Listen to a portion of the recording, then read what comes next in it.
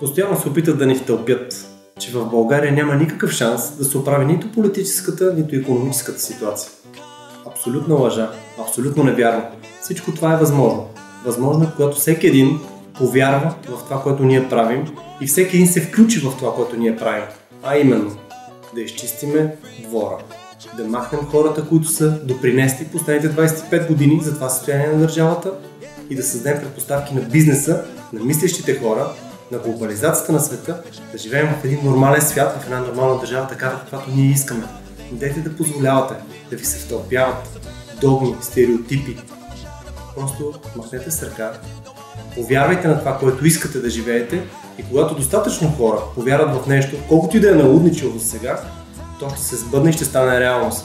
Така че обадете се на своя приятел, обадете се на своя съсед, на своя роднина, на своя съученик или бивш студент и му кажете: всеки един от нас може да промени този свят.